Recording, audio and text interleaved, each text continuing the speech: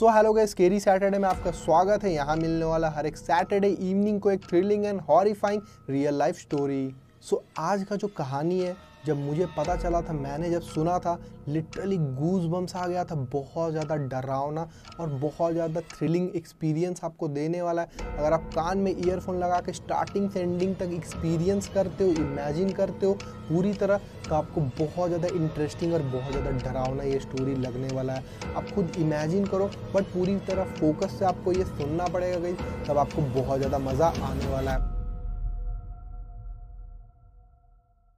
तो ये कहानी है सूरत की 2011 नवंबर की वो बात है। तो एक लड़का होता है जिसका नाम रहता है सागर कुमार। बहुत ज़्यादा हार्ड वर्किंग लड़का होता है और बहुत ज़्यादा मेहनत करता है और 9 to 5 जॉब वो कर रहा होता है। 5 बजे तक वो लगभग घर आ जाता है, ऑफिस से निकल जाता है। 9 बजे वो ऑफिस पहुंच जाता है।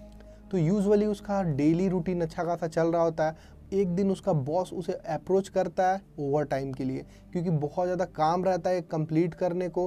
तो वो ऑफ़र करता है कि तुम मुझे बहुत ज़्यादा मेहनती लगते हो सागर, तो तुम अगर मेरा हेल्प करोगे, ओवर टाइम करोगे, तो तुम्हें मैं एक्स्ट्रा सैलरी दूंगा इस मंथ के लिए और कुछ बोनस भी तुम्हारे लिए अनाउंस करूंगा।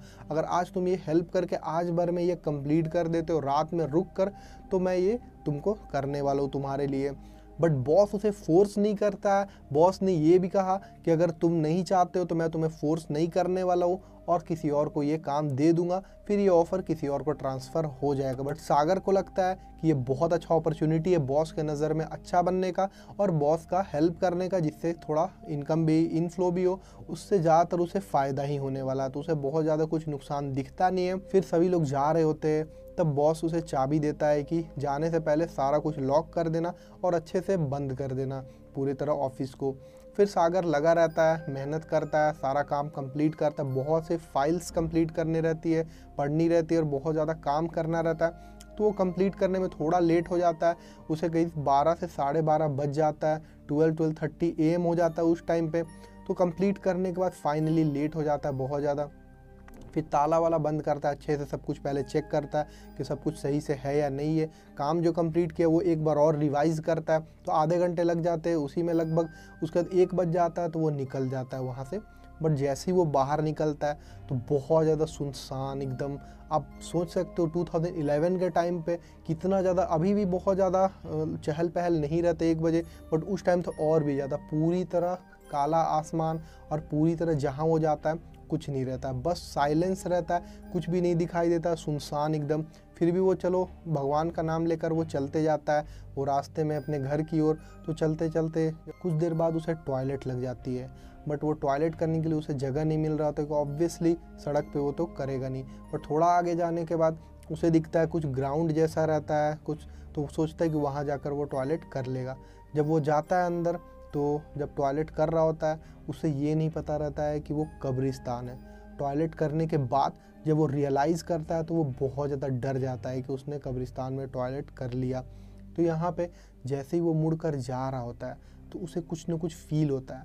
चारों तरफ तेज़ हवाएं चल रही है, एकदम अजीब सा लग रहा है, बहुत ज़्यादा कुछ आवाज़ आ रहा है। वुल्फ के बोलने का आवाज़ आ रहा है, हाउलिंग का आवाज़ आ रहा है और कुछ न कुछ कोई फुसफुस कर रहा है, विस्परिंग कर रहा है। और अंधेरा में बस कोई लाइट भी नहीं है जब वहाँ पे रहता है। एकदम फ़ोन का लाइट वो जला कर देखता है, उसे कुछ ही नहीं दिखाई देता है। उसे लगता है कोई उसे देख रहा है, बट वो उसको देख नहीं पा रहा होता है। और वो लिटरली बहुत ज़्यादा डर जाता है उस टाइम पे। उसे समझ नहीं आ रहा होता है कि वो करे तो क्या करे अब। तो वो एकदम भागने लगता है बिना कुछ सोचे, तेज़ दौड़ता है बिना कुछ सोचे समझे, एकदम दौड़ने लगता है, कैसे भी यहाँ से निकलो, बाहर जाओ।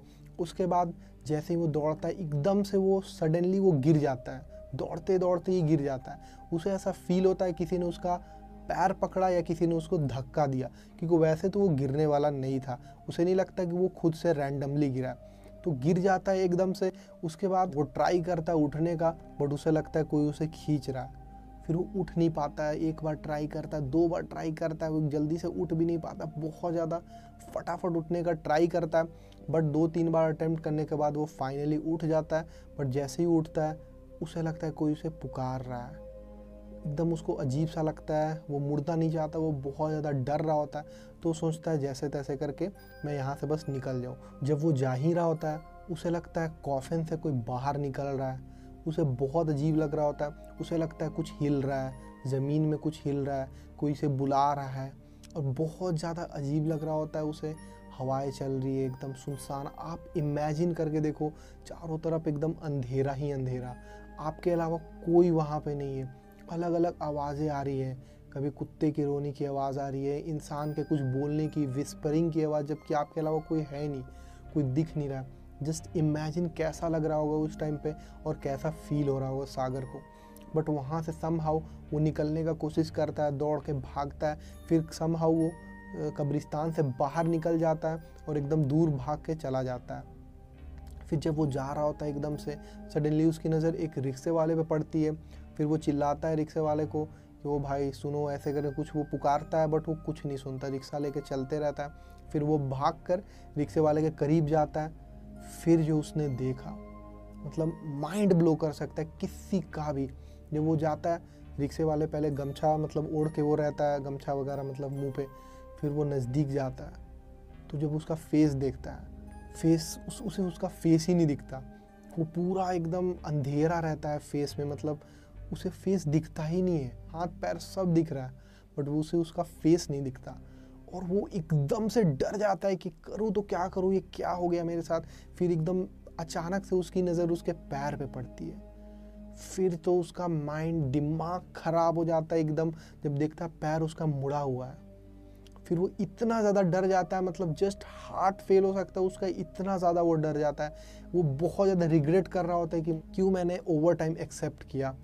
फिर वो एकदम भागता उधर से, जब वापस मुड़कर देखता है तो रिक्शा वाला गायब हो चुका होता है, वहाँ कोई होता ही नहीं है। तो वो था कौन आखिर।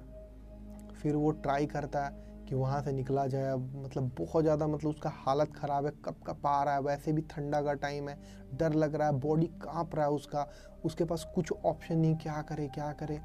फिर वो चल रहा होता है धीरे धीरे करके, कैसे भी घर पहुँच जाओ, भगवान का नाम ले रहा होता है। उसके बाद उसे एक शैडो दिखती है जस्ट बगल में। जब वो देखता है लेफ्ट साइड तो एक शैडो दिखाई देती है किसी आदमी की।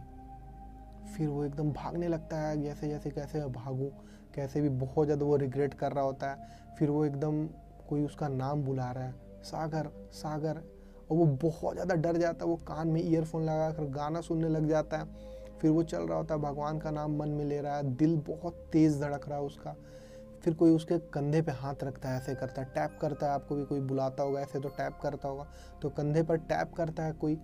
उसके बाद वो एकदम से चिल्लाता है, ऐसे जोर से वो चिल्लाता है कि बहुत ज़्यादा डर चुका है। फिर वो देखता है कि वो तो रवि है, उसका फ्रेंड, क्लोज फ्रेंड, पहले भी मतलब स्कूलिंग उसने साथ में किया था, तो वो था। फिर रवि सागर से पूछता है कि तुम यहाँ क्या कर रहे हो। फिर सागर ने सब कुछ बताया कि ऐसा ऐसा मेरे साथ हुआ, सारा इंसिडेंस वो बताता है। फिर सागर रवि से पूछता है तुम यहाँ क्या कर रहे हो। फिर रवि ने बताया कि वो ट्रेन से आया और ट्रेन बहुत ज़्यादा लेट हो गया, तो उसके कारण उसे पैदल जाना पड़ रहा है और कोई भी उसे लेने नहीं आया, और कोई भी ऑटो वगैरह तो उस टाइम पे मिलने वाला था नहीं। तो सागर रवि से हेल्प मांगता है कि वो साथ में चले और उसके घर तक छोड़ दे, फिर वो चला जाए। तो फिर रवि बोलता है ठीक है कोई बात नहीं, हम लोग साथ में चलते, कोई इशू नहीं है। तो दोनों साथ में जाते, बात बात करते रहते, पहली पुरानी बात, और फिर धीरे धीरे वो सब कुछ नॉर्मल हो जाता है सिचुएशन। सागर अपने घर के दरवाजे पे पहुंच जाता है, फिर वो नॉक कर रहा होता है। फिर उसके बाद रवि बहुत ज़्यादा जल्दी में होता है कि बहुत ज़्यादा लेट हो रहा है, मुझे जाना चाहिए अब, और तुम सो जाओ जाकर, मैं चला जाऊँगा, बस ज़्यादा दूर है नहीं, 1 किलोमीटर और बचा हुआ है तो मैं चला जाता हूँ। तो वो एकदम जल्दीबाजी में रहता है, तो वो चला जाता है। उसके बाद फिर जैसे ही रवि चला जाता है, उसके बाद उसकी मम्मी ने दरवाज़ा खोला और उसकी मम्मी पूछती इतना लेट कैसे हो गया सागर से, और क्या हुआ बताओ, इतना लेट क्यों हो गया। तो सागर बोलता है मुझे अभी बहुत ज़्यादा नींद आ रही है, मैं कल बताऊँगा वो सब। तो अपने बेडरूम में चला जाता है सागर। फिर सोने का ट्राई करता है तो कुछ देर तो उसे नींद नहीं आती, बहुत डर लग रहा होता है, तो कंबल ओढ़ कर एकदम, मतलब ऐसे एकदम पकड़ कर जोर से वैसे सोने का ट्राई करता है। तो फिर धीरे धीरे कुछ टाइम बाद वो उसे नींद आ जाती है। फिर अगले दिन जैसे ही वो सागर उठता है, फिर सागर सोचता है कि रवि से पूछ लिया जाए वो टाइम पे पहुंचा या नहीं पहुंचा, कोई दिक्कत तो नहीं हो उसे पहुंचने में। तो सागर कॉल करता है रवि को। फिर जो हुआ, फिर रवि से जो बात हुई, पहले तो रवि कॉल उठाता है, फिर बोलता है क्या हुआ, बहुत दिन बाद याद किए। तो सागर बोलता है कल ही तो हम लोग मिले थे रात में, जो तुमने छोड़ा। तो रवि बोलता है कल, पागल हो क्या, मैं पिछले 5 दिन से पुणे में हूँ, मैं यहाँ पे काम के सिलसिले से आया हूँ, मैं तो सूरत गया ही नहीं हूँ 5 दिन से, अभी मुझे 1 मंथ के बाद ही जा सकता हूँ मैं। उसके बाद सागर पागल हो जाता है कि ये हो क्या रहा है मेरे साथ, कल कौन था। आप भी एक बार सोचो, अगर आपके साथ ऐसा होता तो कैसा फील होता, और कौन था, आपको क्या लगता है कि रात में उस टाइम पे कौन उसके साथ जा रहा था। So that is it for today guys. इसी तरह का स्टोरी सुनने के लिए इस चैनल को सब्सक्राइब करके रख लो। इसी तरह का थ्रिलिंग एंड हॉरिफाइंग स्टोरी हर सैटरडे इवनिंग को आता है। तो अगले वीडियो में मिलते हैं। So thanks and all the best to everyone guys.